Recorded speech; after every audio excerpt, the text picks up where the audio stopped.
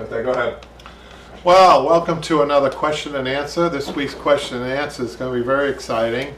Here at the shop, we've been very busy, and as once in a while, what comes through the door will surprise even me. And what you're seeing up here now is a sofa that was owned by John Belushi, the famous John Belushi, and we have another celebrity in attendance here after a long respite is Jimmy. Jimmy's back. We're going to ask him to come up here, Jimmy. Oh, God. And, it's nice to meet you. make your way down from that studio audience. So watch out. People don't trip. Yeah. Okay. All those 100 yards, those are the throngs of people I have to get through.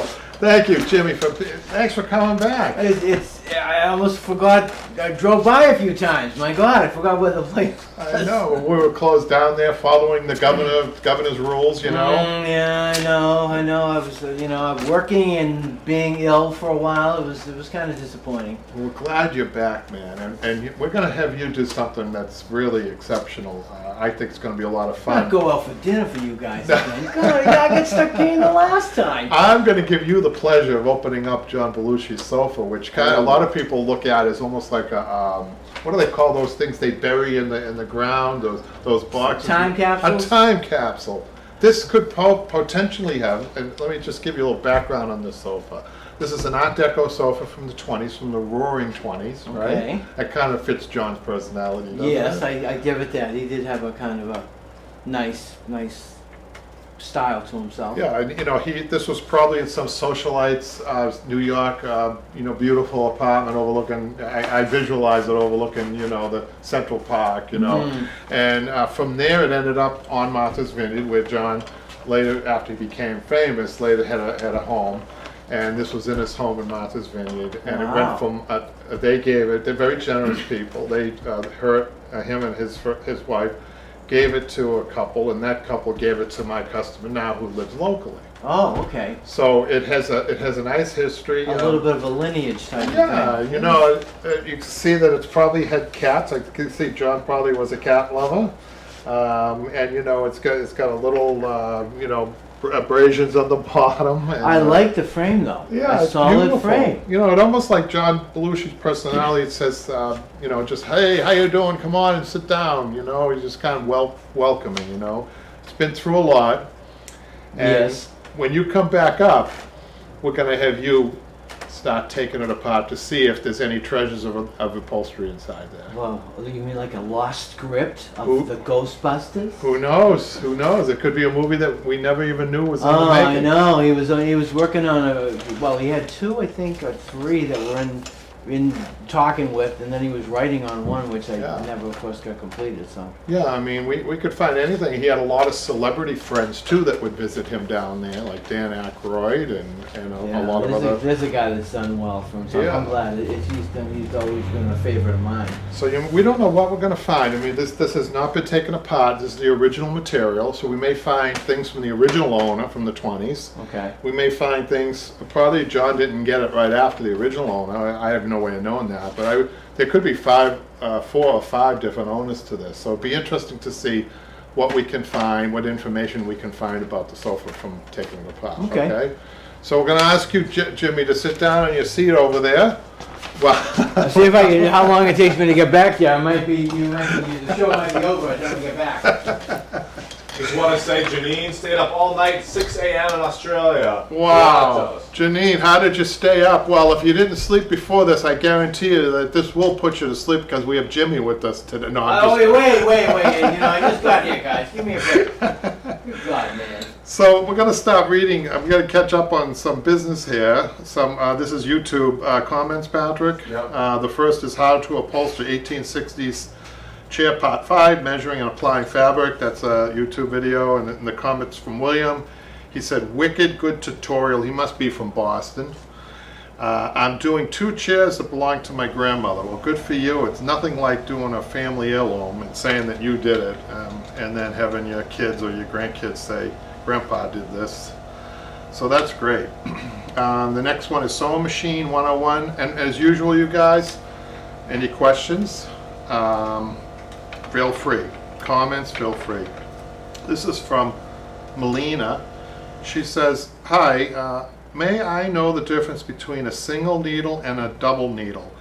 Your help is highly appreciated. So I only have single needle machines, but I have a double welt foot and a single welt foot. So I think she might get a little confused. I think there are double needle machines, but we don't see them too much in this business. I think you might see those more in an automobile upholsterer or somebody that's doing custom cushions that need the two, that they're running. Usually you want to run 2 stitches next to each other. You need them straight, and the only thing to do that would be a double needle machine. So that's different from what I do. I don't usually do stitching like that. Usually I do a single seam or piping, and so or double piping. So I think that she's getting a little mixed up with needles and feet. I hope that is clear.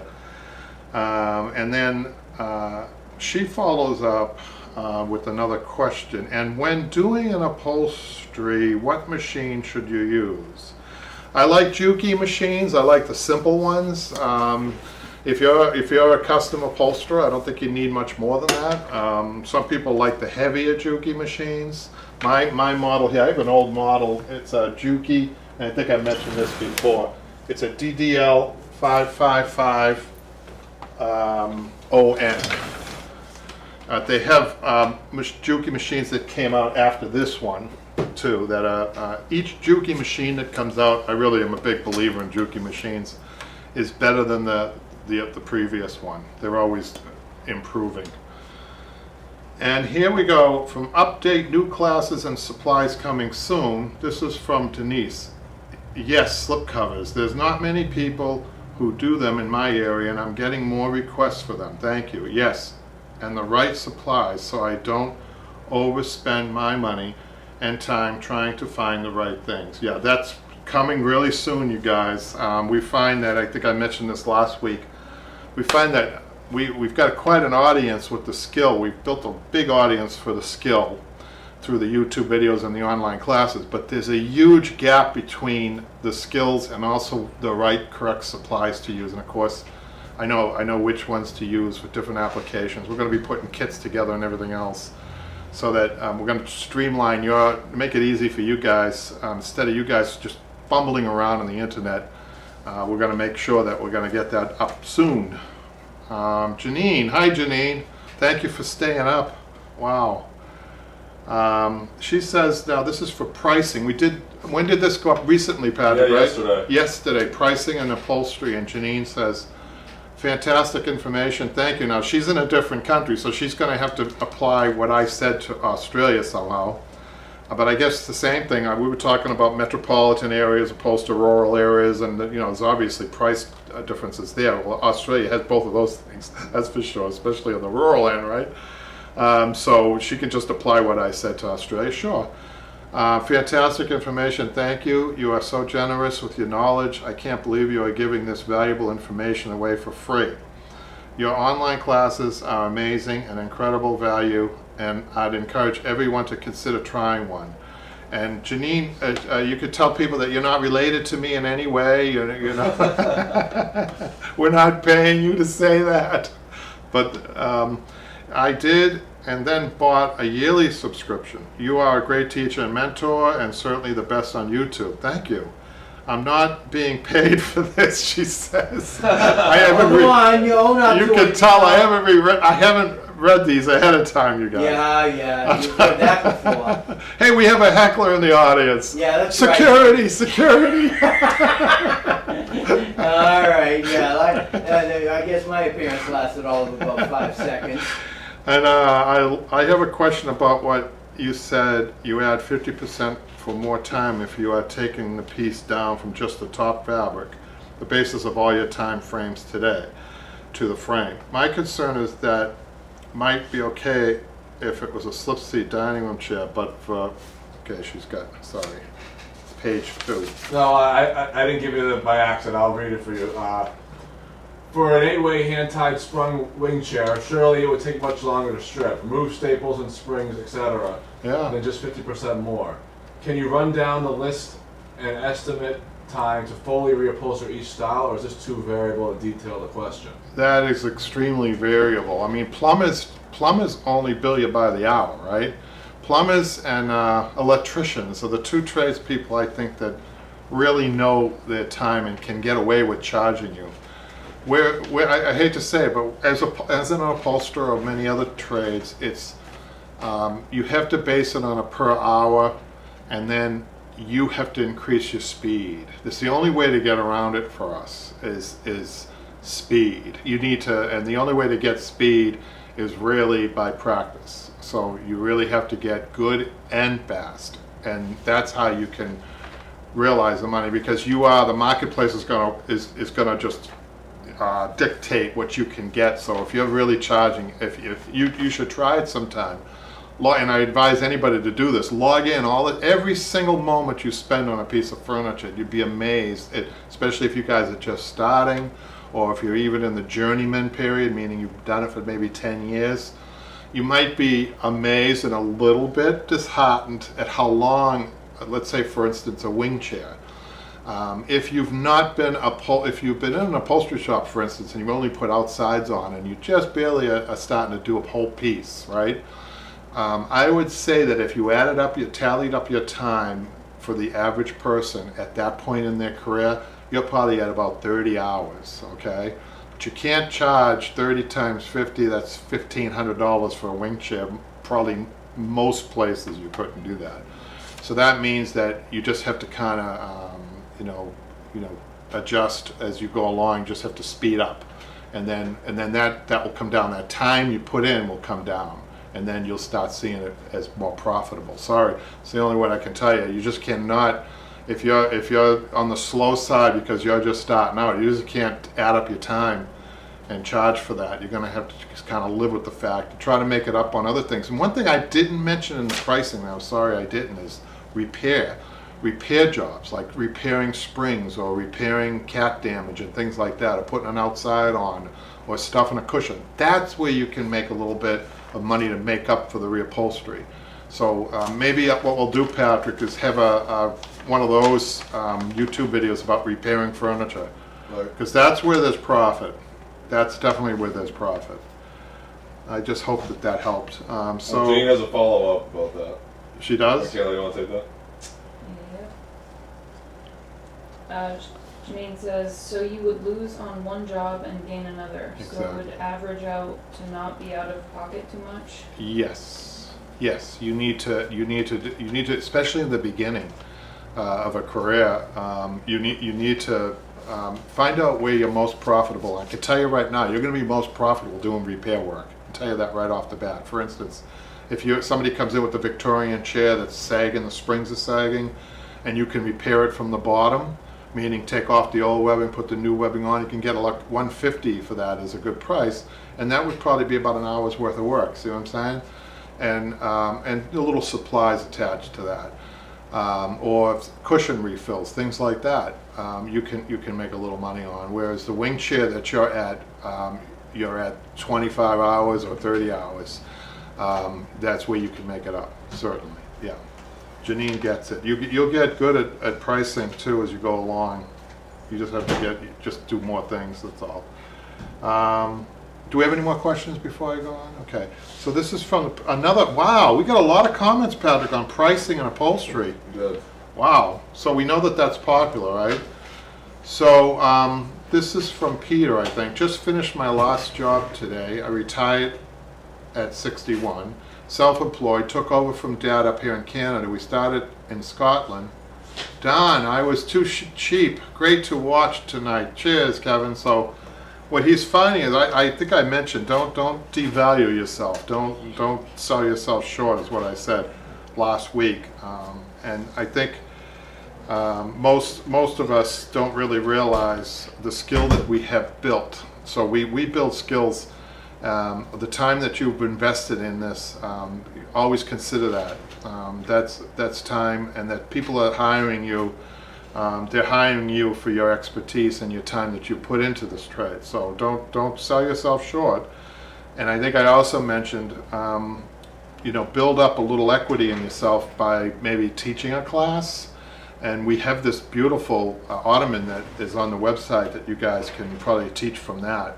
But become the expert, and you are the expert probably in your whole town. I'm sure if there's not another upholsterer, you're the only one. You're the expert. You know, so that's what I would say. That just builds up equity. If you're a teacher, that builds up equity. And every adult ed program in this country is looking for people to teach. And the only caveat is that you have to fill the class. That's all. And If teaching ever comes back. Teaching, yeah, I think it will come back in small groups, and I think most people who are watching are probably only, Pat, they're probably only, and a good point, they're probably only interested in small groups anyhow. You know, they're probably be intimidated. When I taught 12 people at once with all different projects. It's like crazy. That was when I was younger. I can't do that now. Dee Dee, she says about the pricing, upholstery pricing. Thank you for doing this. I just started doing it professionally. I undercut myself horribly. I live in a lower economic area. I've been doing wingbacks for $350, not a total teardown. Yeah, you're a little bit on the inexpensive side. You know, I don't know if you didn't tell me you sold fabric, but sometimes too, Janine too, you can make it up on the fabric end of things too. So keep that in mind, because that's the other equation to that. And I think I showed you a little bit about that last week. But again, you know, $350 to me would be maybe a nationwide average would be more like $425. I could tell you when I started 40 years ago that we were getting $325 for labor for a wing chair. So you're only getting $25 more than when I first started 40 years ago.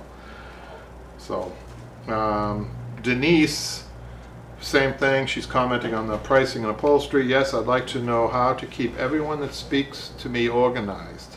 Yeah, we mentioned how I do it. Maybe, Patrick, that's another video we're going to have to show our friends on when they start getting multiple jobs in, how to keep everything in order.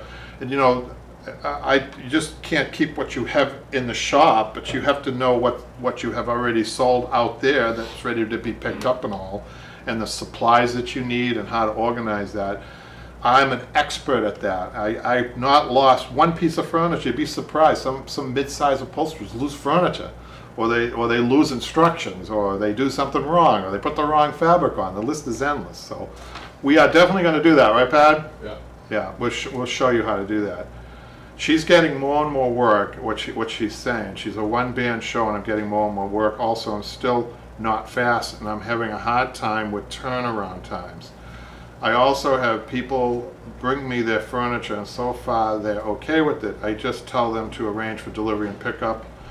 That's a good idea if you can. You know what I find, Denise, is that more people have SUVs and they're very willing to bring in everything up to a wing chair or a club chair. Right. So it's really good. I mean, as far as you should probably have a van though if you're getting into the bigger stuff because you're going to have to offer that. Bless you. But there's a lot to talk about with that, Denise. We think we can help you and then get you organized on the supplies too. That's really important, and keeping the flow. You need to keep the flow of the business going. You need to keep things. You can't have things sitting around, right? This is from Ghost. Nice content, bro. Oh, good. Thank you, Ghost. I hope I don't meet you in a haunted house. Shut up, Jimmy. I have a question. Jimmy has a question, an in-studio question. Yes.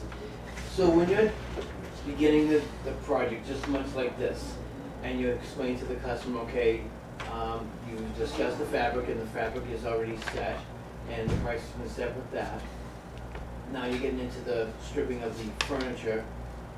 Do you tell them exactly, you know, I new cotton, new Dacron, cushions had to be done with this, you know, kind of like to justify the price of what you are? Yeah, I mean, there's a discussion that happens most all the time. Some people want more detail about what you're going to do, especially if they have a historically correct piece or a mid-century piece or something like that. Most people, though, it depends on how long you're in business and what type of an expert you are. You know, I mean, we won, not to blow our own horn, but we won Best of Boston in 2018. Mm-hmm. So that just gives people so much confidence. Most of the time they don't ask. But I'm always open to talking about what I'm going to do to a piece of furniture. Right. Some people need that. Well, they do. I mean, especially with something that old, to say, how are you going to build this all up again? Yeah. I mean, Well, not only that, but to keep it to what it was intended to look like. 'Cause this is Exactly. another problem. You Right, can turn it exactly. into something that they, aesthetically, that wasn't what it was yeah, intended. so, but you know, too, sometimes people have different perceptions of what it wants, what it should look like. Yeah. And I think you, as being the experienced poster, has to say, well, this is what we're going to do. Strip it down, we're Mhm. gonna add new cotton on the arms, Mhm. we've got, 6 new springs coming in, we're Yeah. gonna be a Yeah. That way at least they, because sometimes they, again, some people really just say, they wanna see the finished product and that's all they need to know. That's right. Yeah, that's right. And No. that's that. Yeah. No, it reminds me of a story. I had a French chair that I did, an upholstered French chair. And the woman called me in. She said she had an upholstered French chair. It really didn't look like that. I mean, it looked like an oversized club chair, really, to me. Like, Okay. you know, even it didn't scale out right at all. Mhm. And so she was telling me about it. So I brought it back, and I realized that the upholsterers over the years just kept going over and over and over. That focus on the arms if you can. On a real club chair, French club chair, they have these swoon or saddle arms. Okay. So what happened was the arms actually were straight. There was so much other stuff in there that they were straight. They never stripped it down. They never stripped it down. So I stripped it down and I brought it back to the woman. She actually started to cry Why? because she said, I haven't seen this chair in 50 years. You're kidding. She But she knew there was something wrong. When I did it, she all of a sudden the line. So it left kind of like a big wrestler, like think what a WWE wrestler, and it came back a beauty queen, the chair. Wow. I swear. And it was really nice to see her reaction to that, you know? Right. Well, much like when you refinish a piece of furniture, you say, oh, it's been whitewashed, it's been painted, and then all of a sudden you say, God, you know, I have vague memories of this thing being a stain, like a walnut color. Yeah, yeah. I mean, we could bring things, that's what we restore, is we restore furniture. That's what we Yeah. do. So let's get back to the, this is how to upholster a dining One sec, chair. I'm gonna change out the battery real quick. I can't. It'll tell me it's dying. Can you hear me?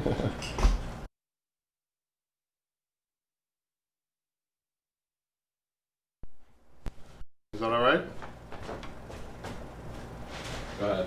So people, this is a comment from Samantha. People don't realize what an amazing skill in art it has been and still is, talking about upholstery, is when it is so brilliantly done. Love this video. Well, thank you for appreciating that. And that goes with the story that I just told, doesn't it? And Samantha also says, great information technique on part 3. And then Jackie's on the how to pad a dining room chair says, I love oak kitchen chairs that have never been cushioned on them. How can I go about adding cushions? Be very careful about adding cushions on anything that was intended not to have a cushion. So I would say minimize it as much as you can if you're going to do it. Minimize the cushioning, because the chair is built from the ground up when it's made, if it's made not to have a cushion, to be the appropriate height. So if you're going to add 3 inches on that, you're going to feel like, you know, you're toppling over and you won't be able to fit under a dining room table, etc. So be careful of that. We do have videos on, there's at least 2 of the YouTube videos. They're going to have to do a little searching on our Broadway Upholstery School, right, Patrick? Yeah. They'll find at least 2 on that subject, 2 different ways that we did oak chairs or cane chairs that turned into upholstery. You'll see. Janine also says, There's that funny video we posted. oh yeah, I know, I was walking across, I bet everybody, even Janine, has heard of Walden Pond in Concord, Massachusetts, Jimmy. This is a true story. So I was going to get, my son needed to have some holes born in some, he made this beautiful wooden gym thingy for weightlifting. And he had 4x4 pieces of very hard wood that we had to bore some holes that were about an inch thick, an inch wide. Forget about it, Jimmy. You know how hard that is? Oh my God, you got the right drill bit, or you don't? So I took it to this fella, a friend who offered to do this, and there were like, what, 100 holes or whatever there were. So, okay, so I'm boring. I go up there and I dropped him off. He said, come back in an hour and a half. And so he's putting holes in wood, right? That's what he's doing. Holes in wood. So this goes with the story. So I go to Walden Pond, which was nearby, and I'm going for a walk, and Jimmy, wouldn't you know that I came across a woodpecker in the tree, a beautiful, the biggest woodpecker known in North America, and he's pecking away. And I'm thinking to myself, I just dropped this wood off to be bored, right? And here he shows And up here- after the fact. Yeah, we have a YouTube video, but the funny part about this video is, and Janine, I'll read Janine's comment, is there was a chipmunk challenging the woodpecker, so there was like a war, you know? Oh, you're kidding? No, the woodpecker, he's pecking away, and the bugs, you know, he's getting the bugs. The chipmunk wants some of that, you know. At one point, the woodpecker looks up and said, "You want a piece of this?" Do you think he said that? Well, I Or he mean, came down kind of like, That's yeah. what he looked like, he said. So Janine says, "I wish we had woodpeckers and chipmunks in Australia. So cute to see. The chipmunk chickened out." Yeah. Chipmunks, they're very cute though. They are, they're the size of my hand. They're cute, but they're not fighters. I don't know, if you would back them into a corner, I think. You think, well, any animal, even you, Jimmy, if we backed you into a corner, I bet you'd come out swinging. Nah. No, you're a I'm pest. a lover. You're a good guy. Now, finally, from Bobby, and then I can't wait for this. Come on. This is the most, everybody's waiting, Jimmy, for trading Yeah, the I One know. more thing before that, though. Yeah, I know. Yeah, you passed the popcorn around. didn't Oh, you? yeah, I got something before that, a surprise for you, Jimmy. But let's get not to the... another surprise. Bobby says, finally, I'm starting to see how the springtime work. Thank you. That's great. Okay. So now, Jimmy, should I have Jimmy come up, Patrick? Absolutely. Why don't you come on up here, Jimmy? So we got this from Terry, and this, you know, this is right up there with the birth of your first child, maybe, or your wedding day, or whatever. I mean, your diploma day, whatever it is. Terry says, "Good afternoon, Kevin and crew. I'm so glad to report that I have found coconut here. The company is from Georgia, called Rolanda International. I received my shipment at 222-pound bales. It seems to be just what I was looking for. I am attaching." Chad, are you throwing this up, Patrick? Yeah. Another page, too. This is kind of like that show, This Is Your Life, Jimmy. Oh God, should I bring I didn't bring tissue with me. So Rolanda has customers that use both bristle and mattress for upholstery. Coconut fiber is the fiber process from coconut husks that have been cured in water. Rolanda offers core fiber processed in fresh water only. This abundant natural resource is a byproduct of the coconut industry. During processing, the initially separated fiber is called mattress core fiber. These are short and flimsy. The longer and thicker core fiber are called bristle core fiber. Bristle core fiber is the best quality fiber in the market and has a very low biodegradability. Oh, okay. That's what you're looking for in batting, Jimmy. Yes. That's what you're looking for. And then Patrick's got a picture. We want to present you with this. You may have these pictures of the Oh. coconut fiber. We know that you're going to go out and frame those and hang those on your Yes, wall. actually, I might blow them up. But you know what? When they're on Google, okay, when I've seen them before, they use an awful lot of this. Sometimes they mix it with horsehair. Yeah, that's true. Sometimes they do. That's a good idea. Which, I mean, sometimes. That's actually a because- good idea. Well, I don't know. I mean, horsehair. I mean, we did the sample earlier. The horsehair is so much more resilient. Yeah, when are they going to see that show, Patrick, that we did with presenting Jimmy with the different battings? Soon. All right. So now we're going to get to the John Belushi, right? Okay. So we're going to ask you, Jimmy, to turn this around. Okay. with Let me do one thing. Get this out of the way.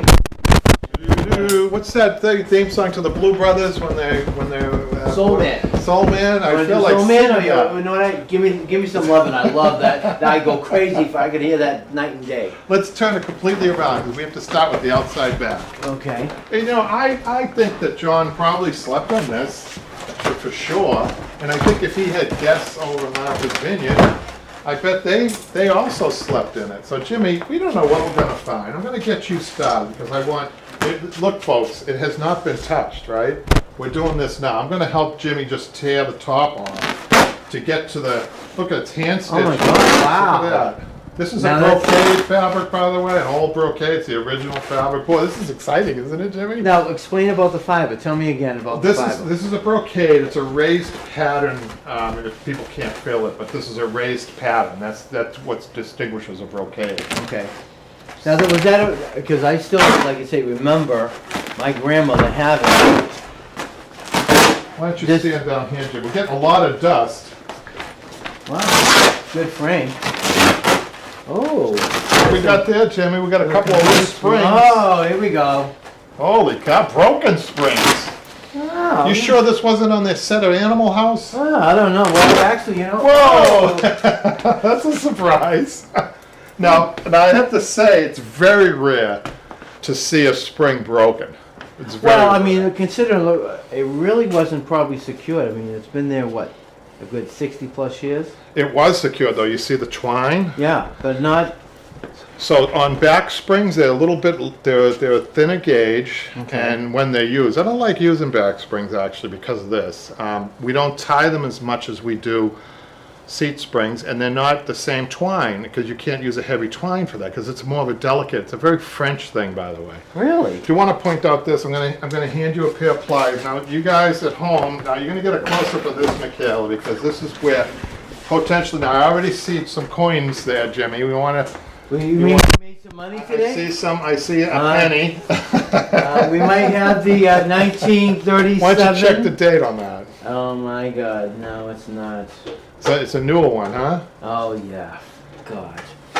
Colin. Oh, wait a minute.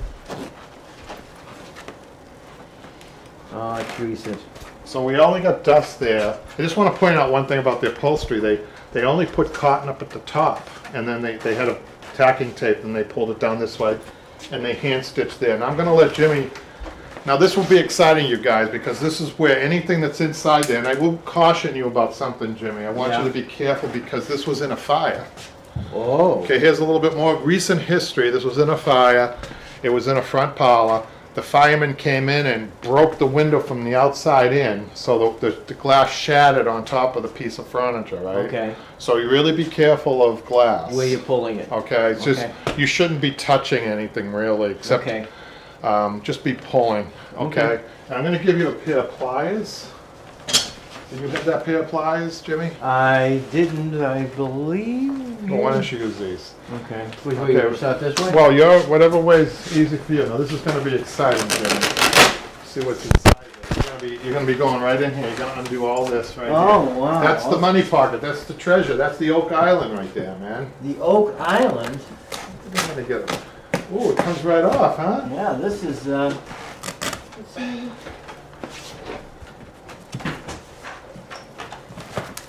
wow, dusty. That is dusty. Oh my God, wow. Careful glass. Yeah.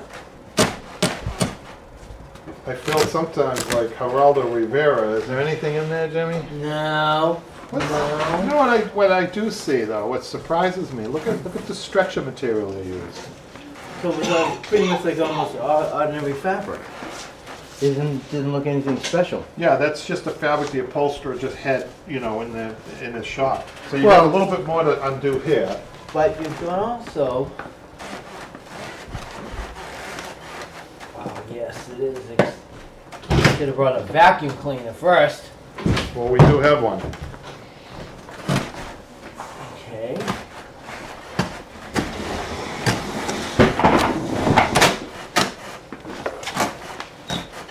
But Kevin, this is the material. So explain the material underneath it. Jimmy, let's just do a little cleaning there because Okay. that is dusty. This is going to be a little loud, you guys.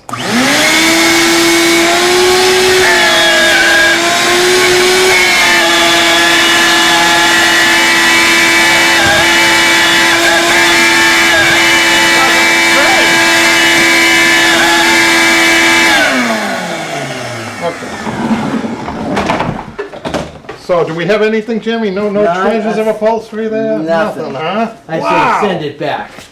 Nothing. Let me just do one thing on this side. I'm just gonna push down on the seat. The seat is very tight. Wow.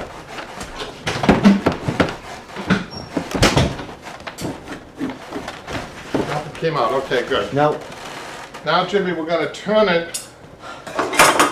Be very careful of glass shards. I just got one. Ooh. Okay. Just a Which small one. one. Doing this way again? We're gonna come this way.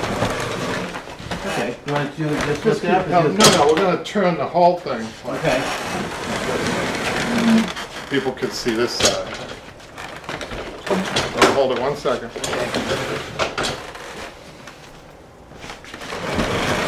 So the arms are more likely to have treasures, right? Some pocket watch. Well, or- inside there, yeah, inside that area. So I'm gonna begin this for you, just because I kind of know how it's attached. Actually, you know what we're gonna do? Can you hand me those scissors over there, Jimmy? Normally, you guys, I'm doing the bottom first, but for the sake of you guys at home for the camera, we're just kind of cutting away here.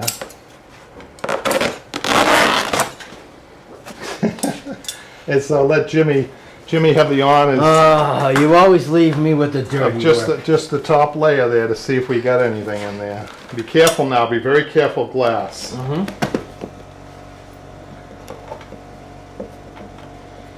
These little glass shards get everywhere, so. Yeah.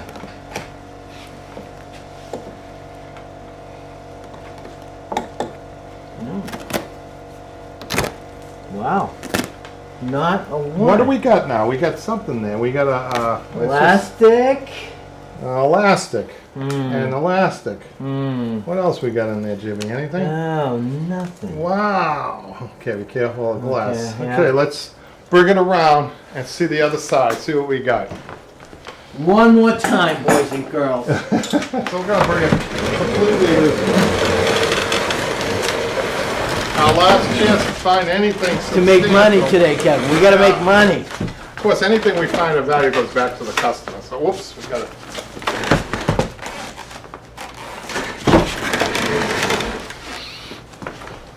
All right, Jimmy, this is it. I'm gonna cut this for you and see what we got in here.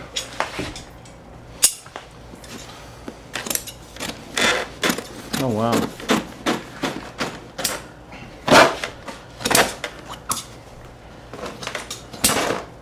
Your last chance, my friend. Oh, okay. Should have brought my tool belt today. Oh. What's that up to up the top of the left corner? What is that piece of paper? Tight price tag. You want Let's take a look at it, because you know sometimes the most innocent looking thing can give you the most enjoyment when you're looking through stuff like this. So I see a price of $1.59 and don't know what it could have been. Wow, some of this is kind of slowly rotting away, Kev. Mm. So Well, what? and that's it, my friend. So Great. we're gonna do one more thing before we give What up. do we got the back? What do Well, we got everything done, except I want to just look at the bottom of this. So let's bring it around again like that. Okay. I'm hoping that maybe John stashed some script from the bottom, maybe in the secret compartment. Some people are very clever. Oh, when they yeah, push you've been watching way too many shows. Here. things. So let's flip We're it gonna up flip on this- its back, just on its back, Okay. right like that. Wow. And nothing. I mean, what I do see is this is an interesting spring arrangement where they've used wood slats. It's almost like a bed. You know, it's almost like an old bed, and they attach the springs to the wood. And you know, usually I don't like a system like that, except that this this seat has really stood up. I mean, we got a little damage here that we're going to have to fix. So We're how gonna- did they secure the springs? That's just this style. Okay. So my guess is that this company did mattresses and box springs as well as upholstery. Do you So- think they use something almost? That gauge on the seat would be much stronger than that. Okay. Yeah. So explain about the back. How would that? Back springs, you know, it's surprising. There weren't many of them, and the ones that were there were broke. Right. So it's not used a lot. But for comfort reasons back then, they had less options with batting. Mm-hmm. So they didn't have many soft battings. So the only way to soften up a batting would be to put soft springs, right? So let's Thing of the bring- past. We don't have to do anything more to this, Jimmy. We're just gonna push this back. Let's talk for a few minutes and catch up on some other business. So that was a little disappointing, but you know, That's all right. It's still John Belushi's sofa. That's a treasure in itself, isn't it? Well, I think he's gonna be definitely proud of the job you're gonna be doing on it. Let's For talk a sure. little bit about John Belushi. So, I have a theory about comedians, and I think comedians, to me, they have to know people and they have to love people in order to make fun of them, really. Oh, yes. You don't have that, you don't have anything. So I think that John Belushi, I think this is kind of a tribute to him, this whole episode, by the way, because I think he was a good-hearted fellow, and I think that one thing that I remembered, I saw something about his life, and they were interviewing the principal of his school, Oh. his grade school, or middle school maybe, and one of his principals said to his mother that a boy like this or a student like this only comes around 1 in a million. So they saw something in John Belushi at a very young age, and I would have to say that it's probably a heart and soul more than anything, because he really wasn't formed in his humor. Maybe just the youthful humor, Right. but they saw much more than that. He was an athlete. Of course, I believe he was in the drama club. He played an instrument, he played the drums. Did he? Yes. I didn't know that. So he was multi-talented. I guess Yeah, that's what I mean, he was, you'd like to think public schools are always, versatile with regard to the athletics, Mhm. especially the music. Mhm. I didn't know he played the drums. I thought, if anything, guitar or something, but of course you never saw him do that. But if it was an instrument not knowing, I would probably say like a guitar, but the drums, you never saw him behind the drums. I never saw him do anything like that. So he played so many characters. Of course, Saturday Night Live, he was discovered. It didn't take much to discover John Belushi, right? Yeah. With his multi-talents and his impersonations and everything. But he impersonated, The we were talking Godfather. earlier, the Godfather, Beethoven, Yes. name a couple other things, and Samurai. Oh my you know. God! Yeah, well, that's the Olympic cafe. Oh, Him and cheeseburger. that was one of the original skits. Of course, he was one of 7 original Saturday Night Live players, right? Yes. Which is interesting in itself. But the movies, then he went on from the career of Saturday Night Live to the movies, Yes. right? And the Blues Brothers. That they said that movie didn't do well as it should have, but it's a classic. You can't beat that. Right. You cannot beat that for anything. And then we have a question actually. This is from Janine. Will you be using springs in the back? I don't think so. I think I'm going to use a soft batting on the back. Okay. Because I don't want that to happen again. I don't want those soft springs, and I'm not a big fan of them. Maybe you can show how to use them. If you're gonna. Well, I could tell you that, Jimmy, that they were only 4-way tied with the lighter twine. What we do is we use if you're going to use springs, which I don't recommend, we use the nylon twine, and it's only 4-way tied. You can Okay. you can almost see that there's 3 ties attached to that, one's missing. So it's a 4-way tie. But it didn't seem like they used rope. an awful lot of them, though. No, they didn't. That's another thing. You wonder if it made any sense at all. It Because doesn't make looking at the back of it in the width, right. you'd Some say things at are least just a bad probably idea. two per. That's all there was. Two to You wonder how much of a difference that made. Yeah, because that would have to be. I would want a higher gauge Yeah. spring. So getting back to John, Yes. the other movies he did. 1941. Yeah, and then Continental Divide. And Well, yeah, he came to it. I think that was more or less of a comedic role for him than anything else. But yeah, that was not panned too well. But that was, he's all the actors and actresses in the world. They go out and they've had their comedic roles a few times. Let me try something else. Mhm. Hey, we have something else different for you. Mhm. Look at Arnold Schwarzenegger. Look at The Rock. Everybody, they're versatile. They've gone back and forth, and they've been pretty successful with it. So would you say John Belushi had he definitely had physical comedy down pat? Oh yeah. But I think he had more than that even. People often associate him with the physical comedy, but I think his sense of timing and improv was Yeah. unbelievable. Yeah. I think that's what people were attracted to him in the first place, was the improv, right? Mm-hmm. Yeah, he did well with that all the time. They say that he could just capture a whole stage, and the other actors would just put in the background with him. Yeah, you're filling in. Oh, okay, he wants me to do this. Oh, okay, I got that. He wasn't a stand-up comedian. I mean, some guys who get versatile with That's things. right. He wasn't. He didn't begin as. No, he never like did. that. He never. I mean, you look at somebody like Eddie Murphy, where Eddie Murphy did do Mm. the stand-up, and he, went into movies. But The sense of timing that he had and all that, and he did a lot of ad-libbing too, and there were a couple of mistakes, live TV, right? yeah, There were mistakes. I think my favorite part is when people broke character and they just would be. and you never knew it half the time. Yeah. You never knew it half the time. Yeah. The other character that he played, the Hulk. Oh, right. You know? Yeah. And yeah. he came. I think he had Bill Murray was Superman, and there was Mhm. somebody else. And they all came in like, hey, why? It was like a regular house party. I'm like, oh my god. He was a standout. I remember that skit.